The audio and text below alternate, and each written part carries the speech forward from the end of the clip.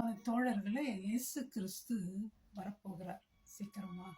இந்த முறை எப்படி வரப்போறாரு தெரியுங்களா? ரட்சிக்கிறவரா வரப்போறதில்ல, நம்ம காப்பாத்துறவரா வரப்போறதில்ல. யூத ராஜசிங்கமா வரப்போறார். நியாயாதிபதியாய் நியாயம் தீர்க்கிறவராய் வரப்போகிறார். உலகத்தை ஆள ராஜாதி ராஜனாக வரப்போகிறார். ஏன்னா இந்த உலகத்துல ராஜ்யத்தை ஸ்தாபிக்க வரப்போறார். இத்தனை நாளா பாவம் இந்த உலகத்தை ஆண்டு கொண்டிருந்ததுங்க.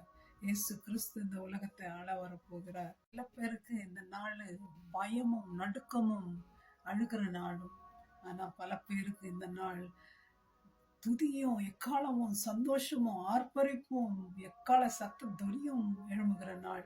ஏன்னா இத்தனை நாளா ராஜாவை காண ஆசையோடு இருந்தவர்களுக்கு இயேசுவை காண, ஓ மை காட், சந்தோஷமான நாள். நீங்க ரெடியா இருக்கிறீங்களா இயேசு கிறிஸ்துவை சந்திக்க? சாவுத்தாங்க கடைசி, அதுக்கு மேல எக்ஸ்டென்ஷனோ, அதுக்கப்புறம் ஆண்டவரே இன்னும் கொஞ்ச நாள் நான் உனக்கு உண்மையா ஜீவிக்கிறேன் அப்படியெல்லாம் நீட்டிக்கெல்லாம் ஆண்டவர் விட முடியாது. அதற்கு முன்னால அவரை நம்ம நம்பணும், அவரை ஏற்றுக்கொள்ளணும்.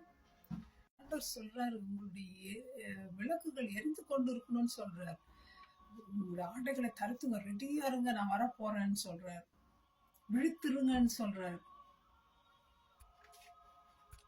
எபிரேயர்ல ஆண்டவர் சொல்றாரு, நம்மை சுற்றி இருக்கிற பாரமான காரியங்கள், பாவமான காரியங்களை விட்டு விட்டு நம்ம குறித்த ஓட்டத்துல நம்ம முன்னேறி போவோம் அப்படின்னு சொல்லி.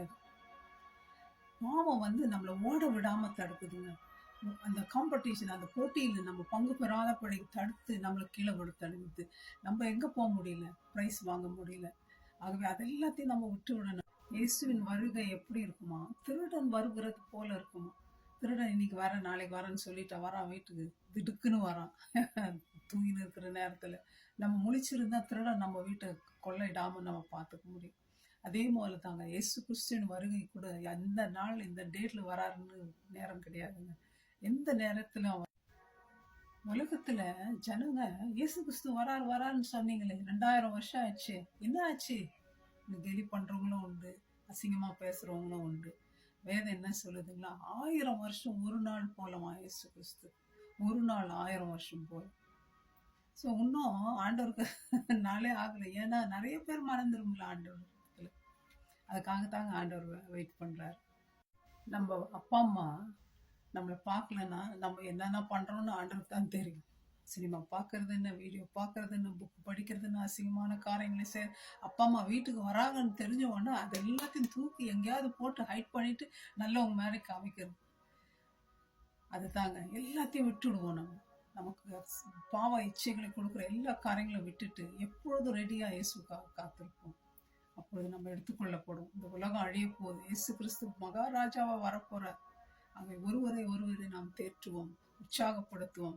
இயேசுவின் வருகைக்காக ஆயத்தமாயிருப்போம், அவரை சந்திப்போம், முகமுகமாய் தரிசிக்க போகிறோம். ஒவ்வொரு நாளும் அப்படியா நம்ம கடத்துவோம் இயேசு வருகிற வரைக்கும். May God bless you, my friends. Thank you. Bye bye.